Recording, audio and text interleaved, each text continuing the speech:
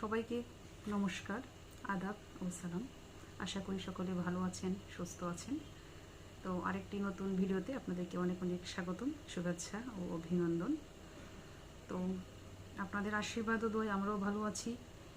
তো আপনারা এইভাবেই আমাদেরকে আশীর্বাদ করবেন আমাদের জন্য, আমরা যেন আরও ভালো থাকতে পারি।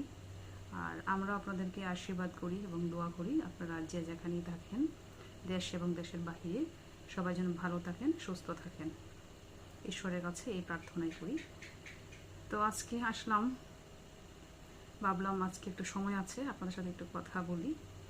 সব সময় তো আসলে সময় হয়ে ওঠে না, কারণ হচ্ছে এই সকাল থেকে বিকাল 4টা-5টা পর্যন্ত ডিউটি করে, তারপরে রাত্রে আসলে এরকম এনার্জি থাকে না। আমারও তো একটু রেস্টের প্রয়োজন হয়, আপনারা অনেকেই জানেন। আমি একটু অসুস্থ। যাই হোক, আপনারা আমার জন্য আশীর্বাদ করবেন, আমি যেন ওইরকমভাবে এখন যেরকম আছি, অসুস্থ বলা যায় না, এটা অসুস্থ না, আসলে আমি সুস্থই আছি। তো আপনারা অনেকেই জানেন, এটা বলার প্রয়োজন পড়ে না। তো আপনারা এরকমভাবে আমাকে আশীর্বাদ করবেন আর কি। আর হচ্ছে স্কুল থেকে এসে আসলে এরকম ভিডিও করার মানসিকতা আসলে সবসময় থাকে না। কারণটা হচ্ছে অনেক সময় রেস্টের প্রয়োজন পড়ে। তার আমার এখন আসলে ঘুমটা খুব বেশি পাই।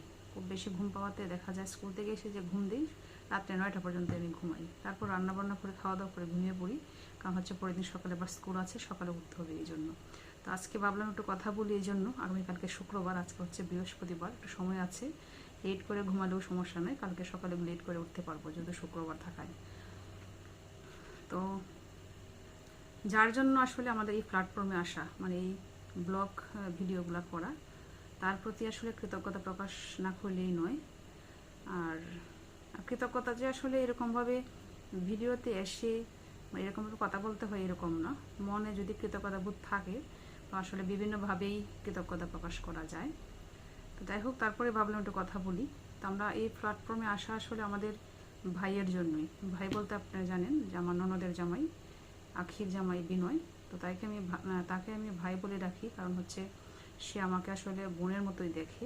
যদিও আমি তার চেয়ে অনেক অনেক ছোট, সে আমার অনেক বড়, তারপরেও সে আমাকে বড় বোনের মতোই দেখে, যেহেতু সম্পর্কে বড় এই জন্যই আর কি।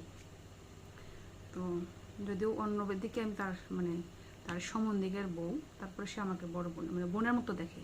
যাই হোক, বড় ছোট যাই হোক, সে আমাকে বোনের মতো দেখে।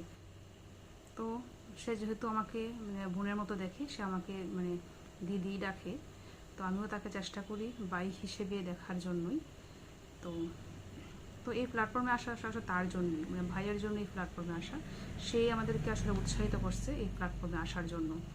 যে আমার বিয়ের পরই, যখন প্রথমে আমি জানতাম না সে যে ভিডিও করে, যখন জানলাম তখন দেখি আর কি, যখন বুঝতে পারছি সে ভিডিও করে, ব্লগ ভিডিও করে, তখন থেকে আসলে সে আমাকেও বলতো যে ব্লগ ভিডিও করার জন্য। যদিও প্রথম থেকে আমি এতটা উৎসাহিত ছিলাম না, আর আমি আসলে চিন্তাও করি না আমি যে ব্লগ ভিডিও করব, কারণ আমার একটা ছিল যে আমার দ্বারা সম্ভব না, আমি পারবো না, এত সময় আমি খুঁজে বের করতে পারবো না। আর একটা বিষয় হচ্ছে আমাদের এলাকায়, আসলে নেত্রকোনা এলাকায়, এদিকে আসলে এই যে ভিডিওগুলা, যে ব্লগ ভিডিওগুলা, এগুলো আসলে তেমন প্রচলিত না। কেউ করে না আসলে। বেশি কি কেউই করে না আসলে, আমি দেখি না এখনো, আমার জানা মতে নাই, হয়তো বা থাকতে পারে, আমার জানা মতে নাই। তো ভাই আসার পর থেকে আসলে এগুলা আমরা দেখি একটু বেশি বেশি ব্লগ ভিডিওগুলা, আর সেও আমাকে উৎসাহ করে। তো এক পর্যায়ে আমিও রাজি হয়ে যাই, আমিও একটা চ্যানেল খুলি। চ্যানেলটা আগেই ছিল, হয়তো আমার ছিল অনেক আগে, কিন্তু এটা আসলে কোনো কিছু ভিডিও আপলোড করা হয় নাই। মাঝে মাঝে আমি কবিতার ভিডিও আপলোড করতাম। আসলে কবিতা আমি প্রফেশনালি কোনো কিছু না, কবিতা আবৃত্তি করি এরকম না, আমার শখ ছিল, শখের বসে আমি মাঝে মাঝে করতাম। তো তখন চিন্তা করলাম যা সমস্যা কি, যেহেতু সে বলতেছে, সেও আছে, সেও সাপোর্ট করবে বা সাপোর্ট করতেছে, সমস্যা নেই, আমরাও শুরু করি। ওই আর কি, শুরু করা। আসলে সে না থাকলে আসলে এই জায়গায় আসতে পারতাম না, তার দ্বারাই আসলে ওই জায়গায় আসা আমাদের সম্ভব হয়েছে। তো আপনারা সবাই তার জন্য আশীর্বাদ করবেন, দোয়া করবেন, সে যেন সবসময় ভালো থাকে, তার মন মানসিকতা যেন সবসময় এরকম থাকে। সে আসলে একজন উদার প্রকৃতির মানুষ, একটু অন্যরকম মানুষ। সে একটু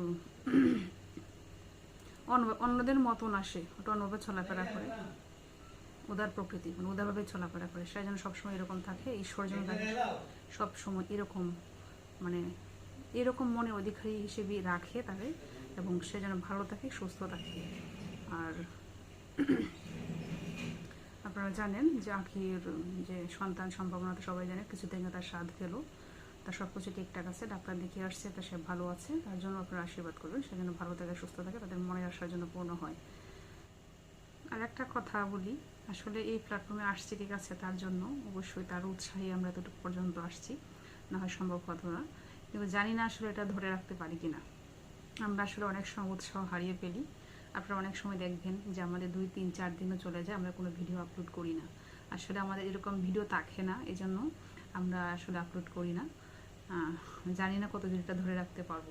মাঝে মধ্যে 4-5 দিন পরে যখন কোনো ভিডিও আপলোড করি না বা করতে পারি না, তখন আপনার মনে হয় না একটা ভিডিও আপলোড করি। যেহেতু এই প্ল্যাটফর্মে আসছি, অথবা আমাদের যারা ভিউয়ার্সরা আছেন অনেকেই আমাদের শুভাকাঙ্ক্ষী, আমাদেরকে অনেক ভালোবাসেন, হয়তো আপনারা অনেকে অপেক্ষা করেন আমাদের ভিডিওর জন্য। এই সব আসলে মনে করি, তারপরে মনে করি যে আসলে ভিডিও করা দরকার, করি। আবার এরকম উৎসাহ, নিজে থেকে উৎসাহ পাই, আবার ভিডিও করা শুরু করি আসলে। তো আপনারা আমাদেরকে যেভাবে ভালোবাসেন, যেভাবে সাপোর্ট করতেছেন, আশা করি আপনারা এরকম সবসময় ভালোবাসবেন এবং সাপোর্ট করবেন। আপনাদের সাপোর্ট ছাড়া আসলে আমাদের ভিডিওগুলো চালিয়ে যাওয়া সম্ভব না। আপনারা অনেকেই যে অনেক কমেন্টগুলো করেন, কমেন্ট থেকে আসলে অনেক উৎসাহ পাই, যে তখন মনে হয় না আমাদের ভিডিও করা আসলে দরকার, আমাদের এরকম শুভাকাঙ্ক্ষী আছে, আমাদের এরকম ভালোবাসার মানুষ আছে, আমাদের ভিডিও করা আসলেই দরকার। আপনারা এরকমভাবে ভালোবাসবেন। তো আজকে আর তেমন কিছু কথা বলবো না, কারণ এখন রান্না করতে হবে, 9টা বাজে। তো দেখি কি রান্না বান্না করা যায়।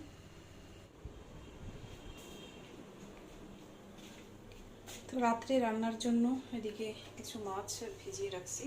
এই মাছগুলো হয়তো অনেকের পরিচিত, আমাদের যে ঘের ছিল, এই যে আমাদের বাড়ির ঘেরের মাছ, এইগুলাই অবশিষ্ট ছিল, মাছ শেষ। তো অবশিষ্টাংশ মাছ আজকে রান্না করে ফেলবো। আর এই মাছগুলো আসলে এত ছোটো, বেশি দিন ফ্রিজে রেখে খাওয়া যায় না, এখনই আসলে তেমন একটা টেস্ট লাগে না, অনেক দিন ধরে ফ্রিজে ছিল। তো এই মাছগুলো রান্না করব হচ্ছে, এখানে আমি ঝিঙ্গা নিয়েছি, এগুলো ঝিঙ্গা, তারপরে হচ্ছে এগুলাকে আমাদের এদিকে ধুন্দল বলে, মনে হয় ধুন্দল, আরও কিছু বলে কিনা জানি না। আবার আমাদের আঞ্চলিক ভাষায় এগুলোকে পুরলো বলে, শুদ্ধ হয়তো ধুন্দল হতে পারে। আর আরও যদি কিছু নাম থাকে বা শুদ্ধ নাম যেটা, আপনারা অবশ্যই কমেন্ট করে বলবেন। তো এই আজকে রান্না করব হচ্ছে এই মাছগুলা, এই ঝিঙ্গা হচ্ছে ছোটো ছোটো আলু সিদ্ধ দিয়েছি, আলু দিয়ে রান্না করব। আর এগুলো হচ্ছে ভর্তা করব। এগুলো ভর্তা আসলে অনেক টেস্ট, যদিও আমি আগে জানতাম না এগুলো যে ভর্তা খাওয়া যায়। মানে আমার যে হাজব্যান্ড, উনি খুব ভর্তা প্রিয় মানুষ। তো সেই বলছে আমাকে এগুলো যে ভর্তা করা যায়, সে বাইরে গেছে, আমাকে বলে গেছে এগুলো ভর্তা করার জন্য। তো আমি এগুলো সিদ্ধ করব, সিদ্ধ করে একটু ভালো করে জলটা ঝরিয়ে তারপর এগুলো ভর্তা করব পেঁয়াজ এবং কাঁচামরিচ দিয়ে। পেঁয়াজও 3টা রাখছি এদিকে। তো এখন রান্নাবান্নাটা করে ফেলি। আর এদিকে আগে থেকেই ছোটো ছোটো আলু হিটারে সিদ্ধ দিয়েছি, সিদ্ধ হচ্ছে।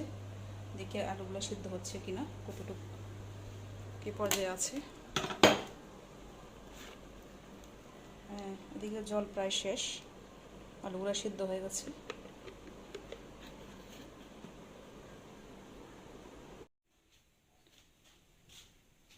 সব কিছু কাটাকাটিও শেষ আমার, রান্নাবান্নার সকল উপকরণ রেডি করে ফেলছি, কিন্তু এই মুহূর্তে কারেন্ট চলে গেছে। আজকে খুব বেশি লোডশেডিং হচ্ছে, কিছুক্ষণ পর পরই দেখা হচ্ছে এরকম লোডশেডিং হচ্ছে। তো আগে আমার ভর্তার জন্য ওই ধুন্দলগুলো সিদ্ধ করে দিচ্ছি।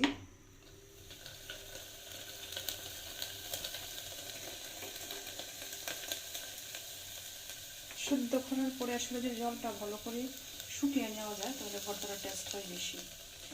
আজকে শুকনো মরিচ দিয়ে ভর্তা করব, কারণ আমি তেমন একটা শুকনো মরিচটা পছন্দ করি না। আর পছন্দ না করার কারণ হচ্ছে শুকনো মরিচে আসলে গ্যাস করে, গ্যাস্ট্রিকের সমস্যা হয়, এই জন্য। তো আমার প্রতিদিন উনি হচ্ছে শুকনো মরিচ দিয়ে ভর্তা খেতে খুব পছন্দ করেন। তো ভাবলাম আচ্ছা আজকে একটু শুকনো মরিচ দিয়ে ভর্তা করি, মাঝে মধ্যে করলে হয়তো অতটা সমস্যা হবে না, সবসময় খাওয়াটা ঠিক না শুকনো মরিচ। এগুলো মাছগুলোও ধুয়ে ভালো করে ঝরিয়ে রাখছি, সব কিছু রেডি। এই মুহূর্তে চলে গেল কারেন্ট।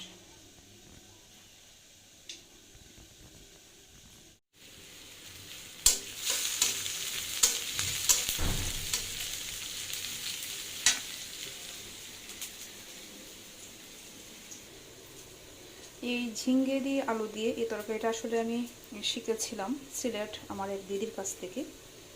দিদি বলতে আসলে উনি আমার কোনো আপন কোনো দিদি না, ওনার ছেলেকে, আমি যখন অনার্স পড়ি তো ওনার ছেলেকে আমি পড়াইতাম।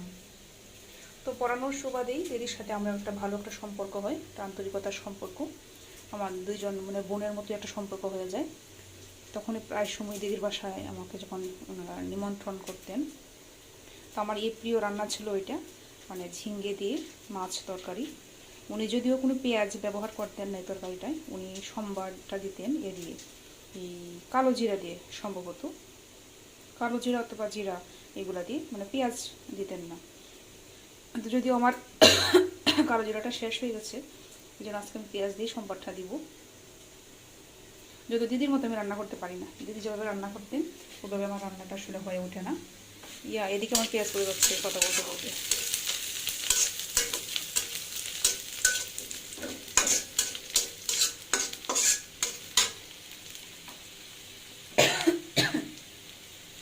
আর দিদিও যখন বুঝতে পারছে এই তরকারিটা আমার খুব প্রিয়, ওনার হাতে এই তরকারিটা, উনি যখনই এই সিজনটা আসতো, যে এখন যে সিজন যে ঝিঙ্গাটা পাওয়া যায়, তখনই এই রান্নাটা উনি রান্না করতেন। যখনই রান্না করতেন তখনই আমাকে নিমন্ত্রণ করতেন।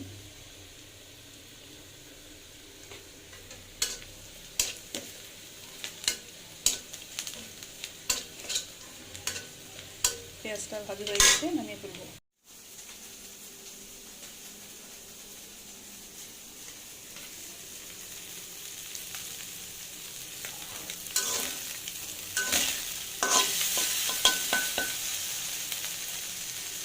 মাছগুলো একটু ভালো করে ভেজে দিলাম, কারণ হচ্ছে অনেক দিনের মাছ তো, তাতে একটু অন্যরকম স্মেল আসতে পারে, এই জন্য ভালো করে একটু ভেজে নিলাম। আর ভর্তার জন্য সব কিছু রেডি, ভালো করে এখন মাখিয়ে নেব।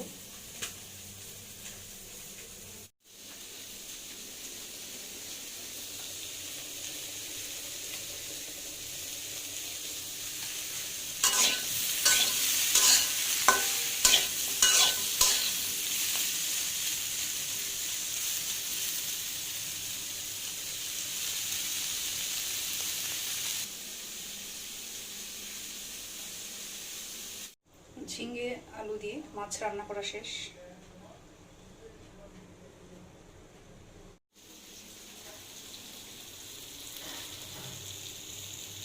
মাছ তো রান্না শেষ, এখন যে ভর্তাটা করলাম, যদিও এই ধুন্দুলগুলো সিদ্ধ করার সময় জলটা ভালো করে শুকিয়ে নিয়েছি, তারপরেও মনে হচ্ছে জল থেকেই গেছে।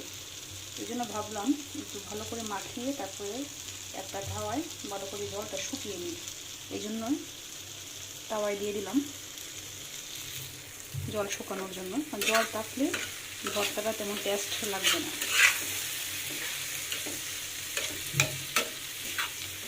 এই ভর্তার মধ্যে আমি হচ্ছে শুকনো মরিচ, পেঁয়াজ কুচি, তারপরে পেঁয়াজ কুচি করে ভেজে নিয়েছি, তারপর হচ্ছে সরিষার তেল, আর অন্য কোনো উপকরণ ব্যবহার করি না। আপনাদের যদি ভালো লাগে আপনারা টেস্ট করে দেখতে পারেন। হয়তো অনেকে বলতে পারেন এটা আবার কোন ধরনের ভর্তা, অনেকে নাও খেতে পারেন এটা কোনোদিন, কারণ আমিও আগে খাই নাই। আমার বিয়ের পরপরই প্রথম খেয়েছি এই ভর্তাটা, আমার কাছে ভালো লাগছে, আপনাদের অনেকের কাছে ভালো লাগতে পারে, আমার অনেকের কাছে নাও লাগতে পারে। তো আজকের রান্না এই পর্যন্তই, আপনাদের সাথে আবার দেখা হবে পরবর্তী ভিডিওতে। সেই পর্যন্ত আপনারা সকলেই ভালো থাকবেন, সুস্থ থাকবেন, এবং যদি কোনো ভুল ত্রুটি হয়ে থাকে আমার কথায় বা আমার আচরণে, ব্যবহারে, আপনারা অবশ্যই আমাকে নিজ গুণে ক্ষমা করে দিবেন। ধন্যবাদ সকলকে।